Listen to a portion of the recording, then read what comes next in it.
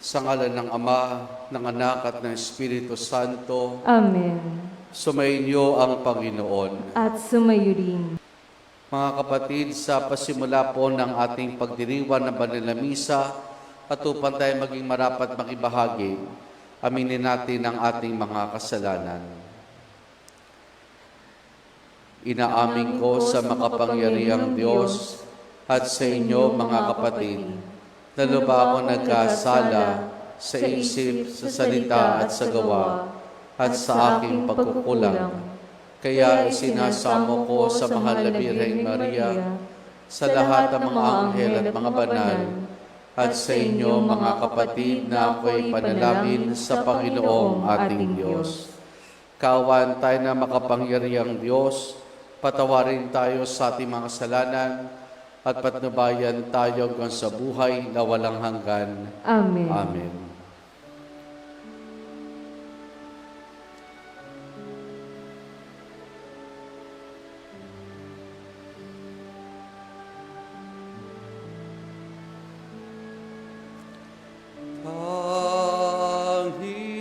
Panginoon, kaawaan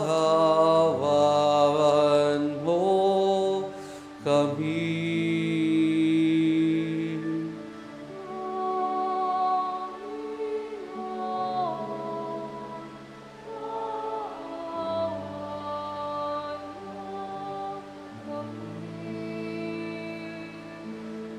Kristo, kaawaan mo kami.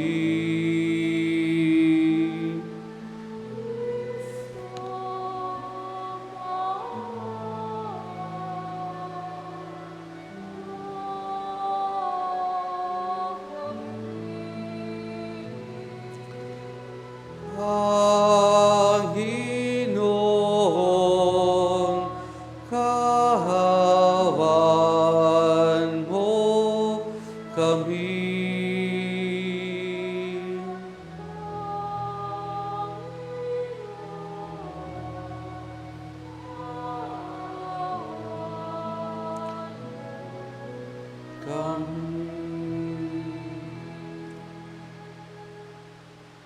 Manalangin tayo. Ama naming makapangyarihan, ginawa mong manaig sa mga kahirap ang mga martira sa San Kim Andres Kim Taygon, Paul Chong Hasa at mga kasama. Ipagkaloob mong kaming nagdiriwang ngayon sa kanilang tagumpay ay makapanatiling din natitinag sa mga kumakalaban, pakundangan sa iyong pagkupkup sa amin araw-araw sa pamamagitan ni Jesus, kasama ng Espiritu Santo, magpa sa walang hanggan. Amen. Amen.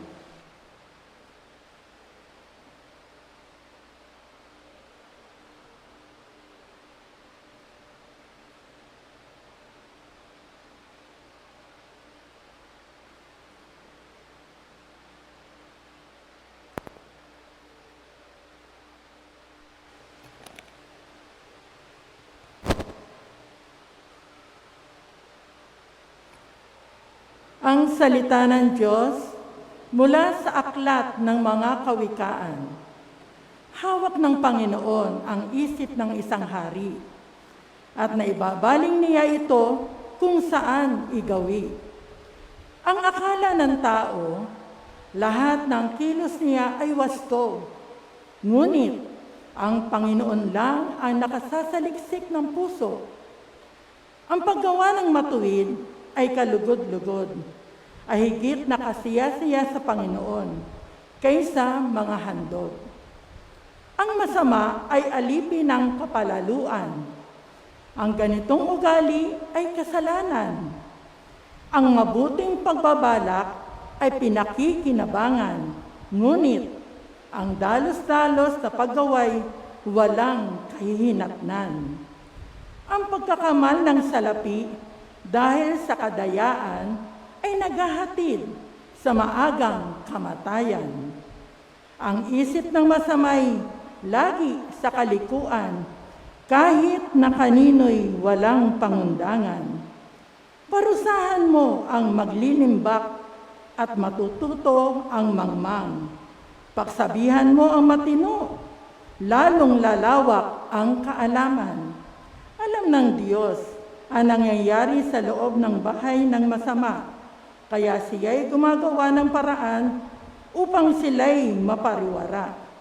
Ang hindi pumapansin sa hibik ng mahirap, daraing din balang araw, ngunit walang lilingap. Ang salita ng Diyos. Salamat sa Diyos. Mapalad ang mga taong malinis ang pamumuhay, ayon sa utos ng poon, ang gawaing araw-araw. Sa pagsunod sa utos mo, poon, pangunahan mo ako. Ang lingkod mo ay turuang masunod, ang kautusan. Sa utos mong mapag-akit, ako na may mag-aaral. Sa pagsunod sa utos mo, poon, pangunahan mo ako. Ang pasya ko sa sarili, ako'y maging masunurin. Sa batas mo ang pansin ko, ay doon ko ibabaling. Sa pagsunod sa utos mo, poon, pangunahan mo ako. Ituro mo ang batas mo't sisikapin kong masunod. Buong pusong iingatan, susundin ang buong lugod. Sa pagsunod sa utos mo, poon, pangunahan mo ako. Sa sumunod sa utos mo, ako'y iyong pangunahan. Sa utos mo'y naroon ang ligayang inaasam. Sa pagsunod sa utos mo, poon, pangunahan mo ako. Lagi akong tatalima sa bigay mong kautusan. Susundin ko ang utos mo habang ako'y nabubuhay. Sa pagsunod sa utos mo, poon, pangunahan mo ako.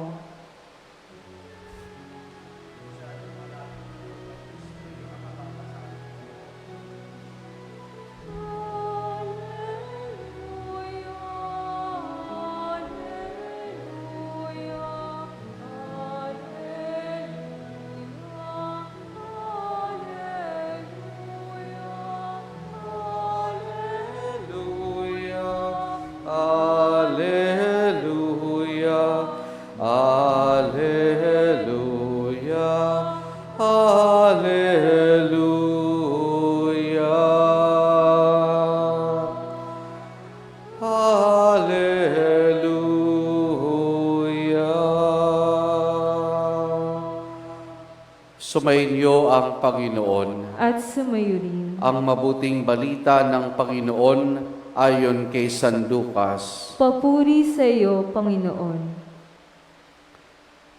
Noong panahong iyon, dumating ang ina at mga kapatid ni Jesus, ngunit hindi sila makalapit dahil sa dami ng tao. May nagsabi sa kanya, nasa labas po ang inyong ina at mga kapatid, ibinilang makipagkita sa inyo.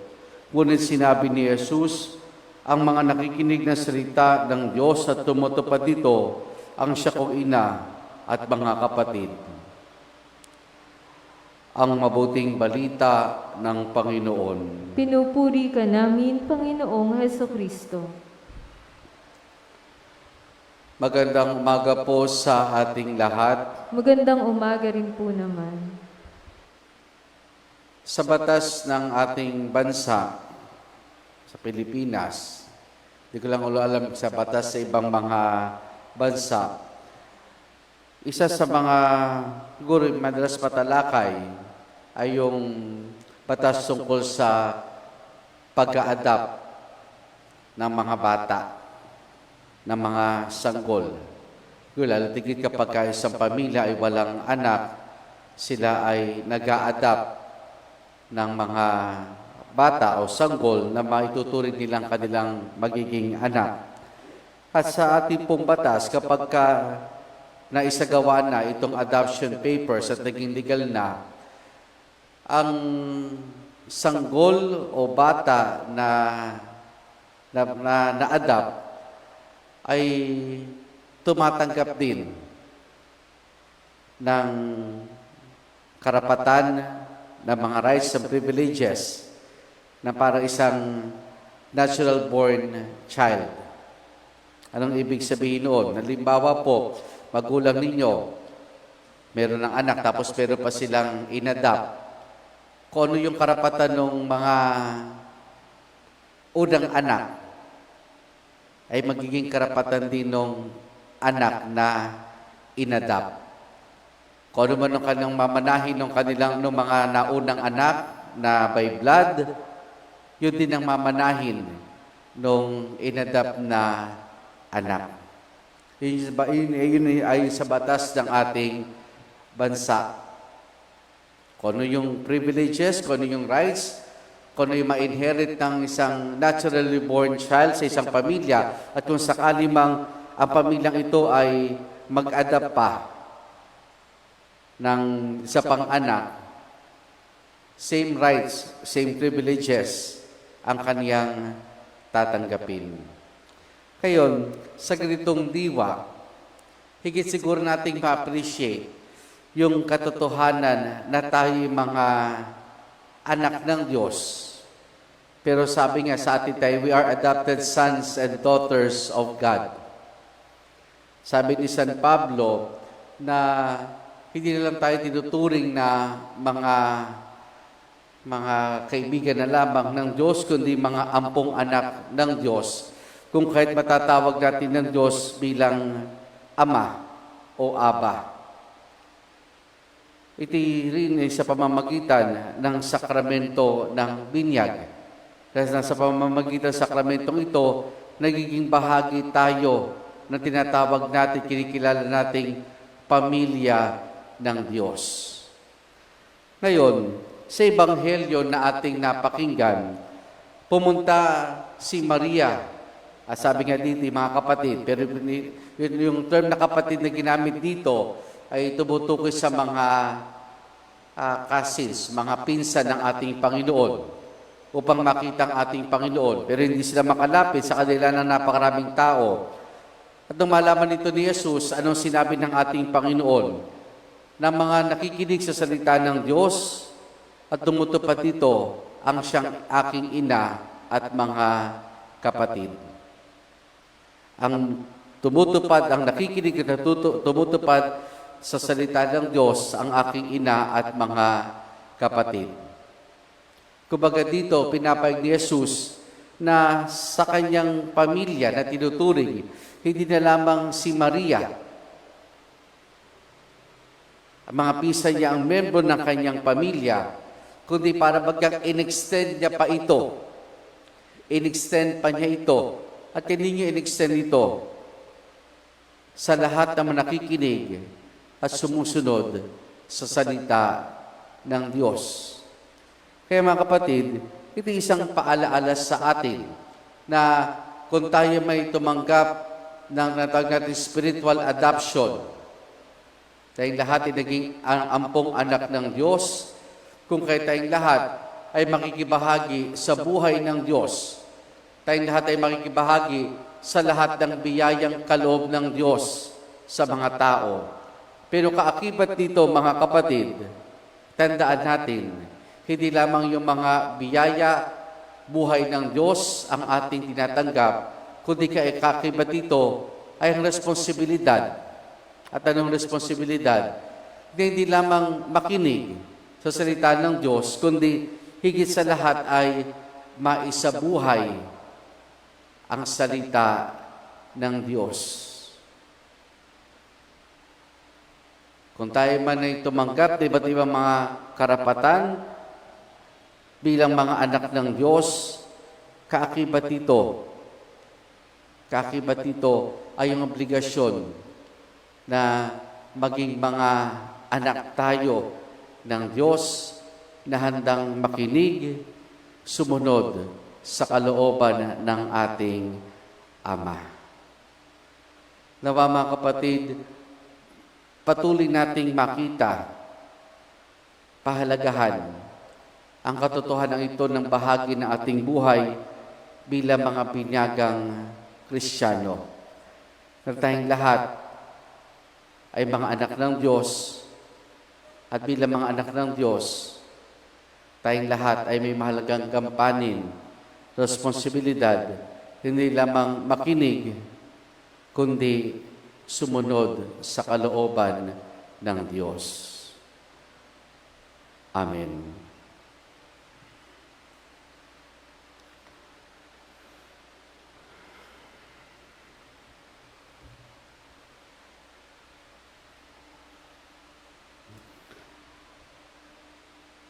Ang pangaral ni Jesus sa Ebanghelyo at ang kanyang sariling buhay ang ating panuntunan sa pagnanais nating malaman ang kalooban ng Diyos. Manalangin tayo sa Diyos Ama upang makasunod tayo sa Kanya at may sabuhay ang Kanyang pangaral, ating itutugon, maging ganap nawa sa aming buhay ang iyong kalooban, O Panginoon. Maging ganap nawa sa aming buhay ang iyong kalooban, O Panginoon.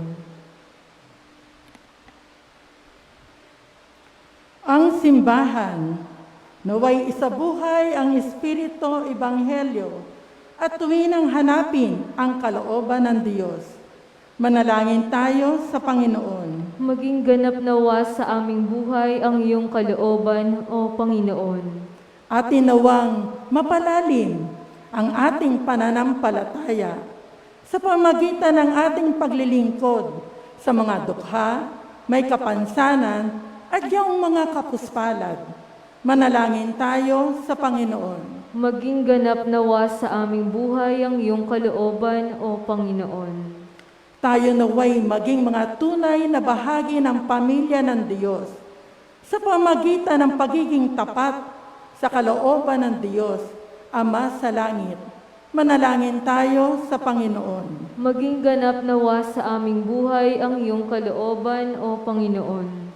Atin nawang isabuhay sa araw-araw na pangyayari at kaganapan ng ating buhay ang salita ng Diyos. Manalangin tayo sa Panginoon. Maging ganap nawa sa aming buhay ang iyong kalooban, O Panginoon. Ang mga yumao, naway magtamo ng walang hanggang liwanag ng kapayapaan. Manalangin tayo sa Panginoon. Maging ganap nawa sa aming buhay ang iyong kalooban, O Panginoon. Sama rin natin sa ating pananalangin sa misang ito ang natatayong kailingan ni Clarita at Jojo Clemente at Dor Salonga. Kaya din para sa patuloy na pagbuti ng kalusugan ni Maria Cristina Laderas Mangginaw, Ines Hitangco, Celi Lizarondo, Natalia Reyes. At para sa kapayapaan ng kaluluwa ni Orlando, Rafael, Florentina, Domingo, Sandy Ray, Icasiano Sr. at Wency. Ating indulog sa Diyos, iba pa nating intensyon at panalangin. Panginoon, gawin mo kaming karapat-dapat na maging bahagi ng iyong pamilya sa pamamagitan ng aming pananampalatayang ipinahayag sa mabubuting gawain. Hinihiling namin ito sa pamamagitan ni Jesus na aming Panginoon. Amen.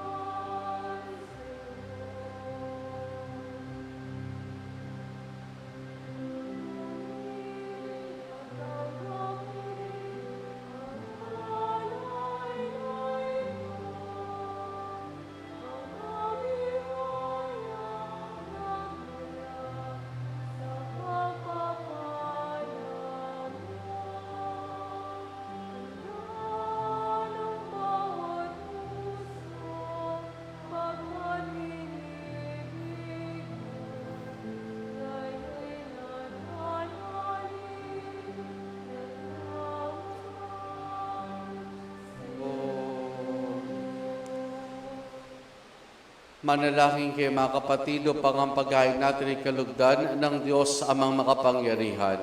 Tanggapin nawa ng Panginoon itong paghain sa iyong mga kamay, sa kapurihan niya at karangalan, sa ating kapakinabangan at sa buong sambayanan niyang banal. Ama naming lumikha, pakabanalin mo at basbasan ang mga alin na nakahanda upang paalabin nito ang aming diwa sa dingas ng pag-ibig mo, na nagdulot ng tagumpay ng pagpapakasakit ni San Andres Kim Taygon, San Paul Chong Hasang at mga kasama sa pamamagitan ni Jesus, kasama ng Espiritu Santo magpa sa walang hanggan. Amen. Sumainyo ang Panginoon. At sumayuri, Taas sa Diyos sa inyong puso at diwa. itinaas na namin sa Panginoon. Pasalamatan natin ang Panginoong ating Diyos. Marapat na siya'y pasalamatan. Ama naming makapangyarihan, tunay nga marapat na ikaw ay aming pasalamatan, ngayong aming kagalakan ng iyong mga martir ay parangalan. Sila'y kapanalig naming may paninindigan na ikaw ipahayag kahit sila'y mamatay, sapagkat pinarapat mo kanilang matularan ang iyong anak na nagaya ng sariling buhay. Tulad na naganap sa iyong anak, ang dugo ng mga martir ay dumanak, hindi dahil sa katatagang likas, kundi dahil sa iyong bigay ng lakas. Kaya kaisa ng mga anghel na nagsisiawit ng papuri sa ng walang humpay sa kalangitan, kami nagbubunyi sa iyong kadakilaan. Santo, Santo, Santo, Panginoong Diyos ng mga hukbo, napupuno ang langit at lupa ng kadakilaan mo. Hosana sa kaitaasan, pinagpalang naparirito sa ngalan ng Panginoon. Hosana sa kaitaasan.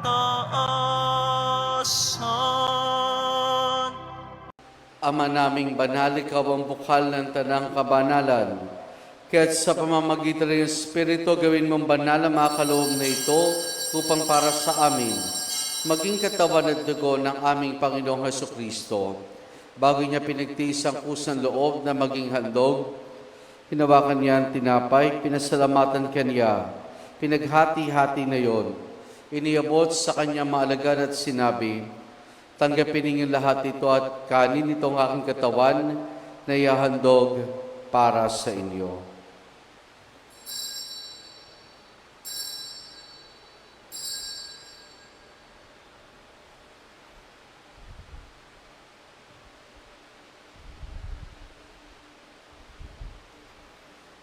Gayun din naman nang matapos ang hapunan, hinawakan niya ang kalis. Muli kanyang pinasalamatan. Iniabot niyang kalis sa kanyang malagad at sinabi, tanggapin ninyo lahat ito, tinumin itong kalis ng aking dugo, ng bago't wala hanggang tipan. Ang aking dugo na ibubuhos para sa inyo at para sa lahat, sa kapagpapatawad ng mga kasalanan.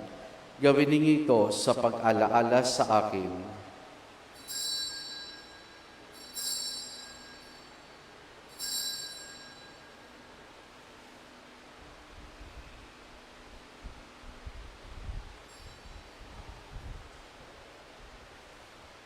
Ang misteryo ng ating pananampalataya. Aming ipinahayag na namatay ang iyong anak, na buhay bilang Mesiyas at magbabalik sa wakas para hayag sa lahat. Ama, ginagawa namin ngayon ang pag-alaala sa pagkamatay at muling pagkabuhay ni iyong anak, kaya tiniyali namin sa iyo ang tinapay na nagbibigay buhay at ang kalis na kakaloob ng kaligtasan. Kami nagpapasalamat dahil kami yung minarapat at tumayo sa harap mo para maglingkod sa iyo. Isinasamo namin kaming magsasalo-salo sa katawan at dugo ni Kristo ay mabuklod sa pagkakaisa sa pamamagitan ng Espiritu Santo. Ama, lingapin mo ang simbahan laganap sa buong daigdig. Puspusin mo kami sa pag-ibig kay San Francisco naming Papa, at ideni sa aming obispo at ng tanang kaparian. Alalahanin mo rin mga kapatid naming nahimlay na may pag-asang sila'y muling mabubuhay, gayon din na lahat ng mga pumanaw at mga kaluluwa sa purgatorio. Kaawan mo sa patuloyin sa iyong kaliwanagan. Kaawaan mo at pagindapati kaming lahat na makasalo sa iyong buhay na walang wakas. Kaisa ng mahal na Birheng Maria, Ina ng Diyos, ni San Jose ang kanyang kabiyak ng puso, kaisa ng mga apostol, sa Juan Bautista at ang lahat ng mga banal, kanamoy dito sa daigdig ng kalugod-lugod sa iyo, may pagdiwa naman namin ang pagpupuri sa kararangal mo sa pamamagitan ng iyong anak na aming Panginoong Heso Kristo. Sa pamamagitan ni Kristo, kasama niya at sa Kanya, ang lahat ng parangal papuri sa iyo, Diyos amang makapangyarihan, kasama ng Espiritu Santo, magpa sa walang hanggan.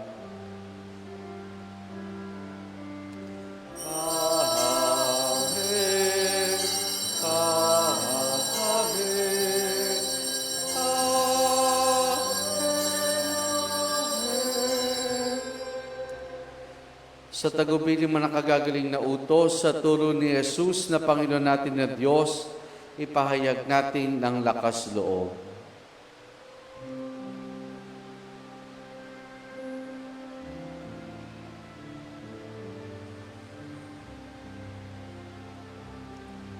Ama namin, sumasalangit ka, sambahin ang ngalan mo, mapasamin ang kaharian mo, sundin ang loob mo, dito sa lupa para sa langit. Bigyan mo kami ngayon ng amin kakanin sa araw-araw at patawarin mo kami sa aming mga sala para ng pagpapatawad namin sa nagkakasala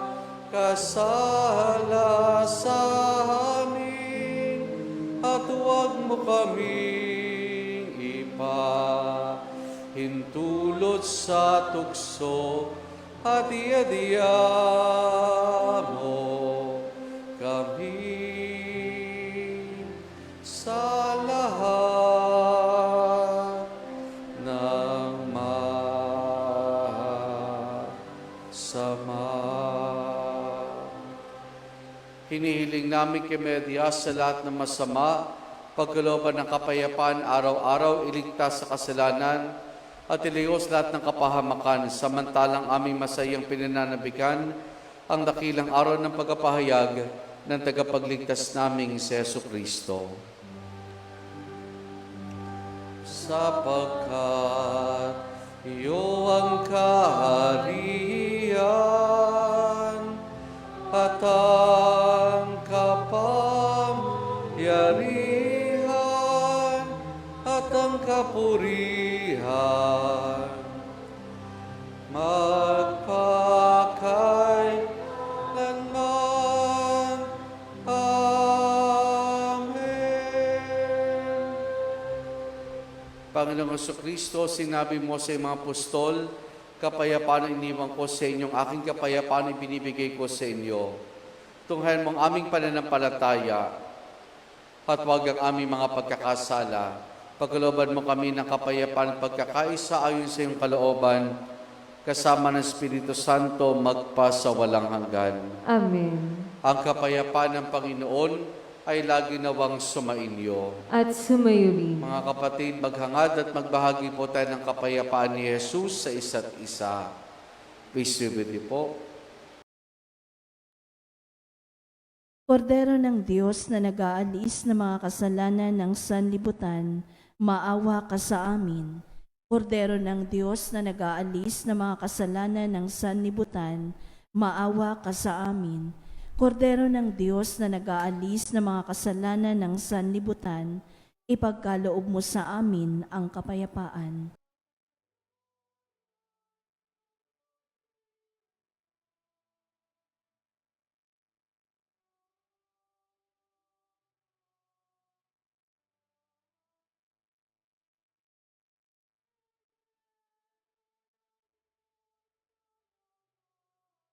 Narito si Jesus, ang kordero ng Diyos.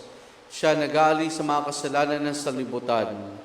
Mapalad ang mga inaaniya niya makiisa sa kanyang banal na piging. Panginoon, hindi ako karapat-dapat na magpatuloy sa iyo, ngunit sa isang salita mo lamang ay gagaling na ako.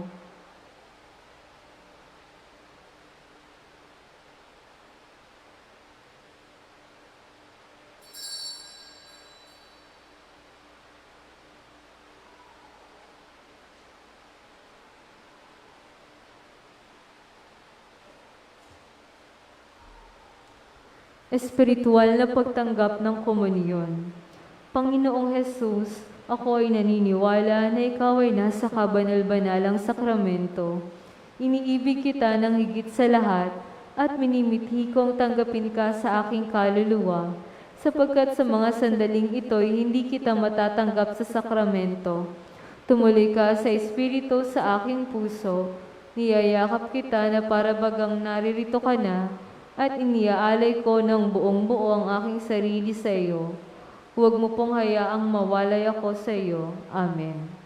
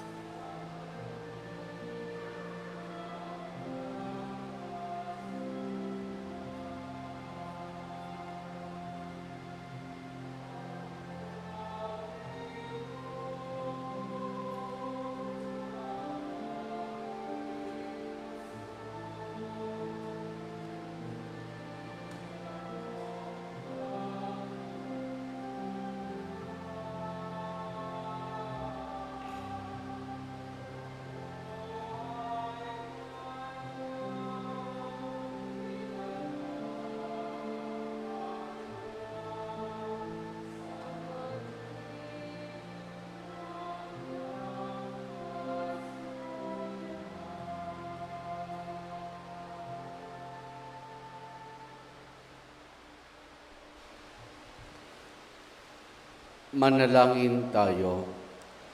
Ama naming mapagmahal, ang tinanggap naming banal na pakikinabang ay makapagdulot nawa sa amin ng katatagan na nagkaloob ng katapatan sa paglilingkod at tagumpay sa pagtitiis ng pagsubok ng iyong mga martir na si San Andres Kim Taygon, San Pablo Chong Hasang at mga kasama sa pamamagitan ni Jesus, kasama ng Espiritu Santo magpa sa walang hanggan. Amen. Sumainyo ang Panginoon At sumaylin.